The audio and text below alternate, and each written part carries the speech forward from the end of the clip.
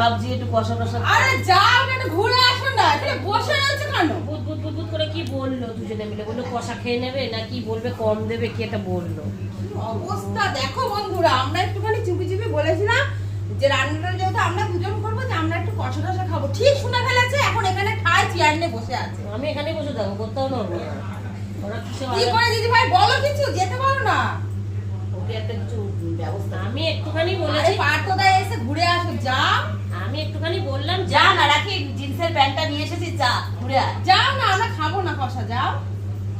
যা যা, তোকে 250 ভয় গ্রাম লাগছে, তোরা যদি খেয়ে নিস। 250 মাংস দেবো খুনি, যা। এই গ্যাসের ওষুধ টষুধ খেয়ে বসলাম, একটু বেশি খাবো। পেট দেখো দুপুরে খাওয়া হয়ে গেছে, এখন একটা র্যান্টটা খেয়েছে, পেট খালি করছে, বিরিয়ানি হবে, এই যে আলু কাটছে দিদি ভাই, আর আমরা একটু বলে ফেলেছি, সেদিকেও কান আছে, আবার শুনেও নিয়েছে, নিয়ে যে ওই চেয়ার নিয়ে বসেছে, মোটে সরছে না। এখন আমরা কি করি? আর হলো না দিদি ভাই কষা খাওয়া, আর হলো না। ও না, নিজের মুখেই বলে দিল, দেখলি নিজের মুখেই বলে দিল ওরা কষা খেত, আমাকে কষা দেবে না। আমি কষা হবে, দুটো তিনটে খাবো, তারপর এখান থেকে নড়বো না, তার আগে বাবা নড়ছি রে না। বাবা, তার আগে এখান থেকে আমি নড়ছি না, এখানে ছবি বসে উঠে, থাকবো। শোনো, ছবি উঠে। এক কেজি মাংস যদি 3-4 পিস একাই খাই কষা, আবার ঝোলে খাবে, আমি খাবোই।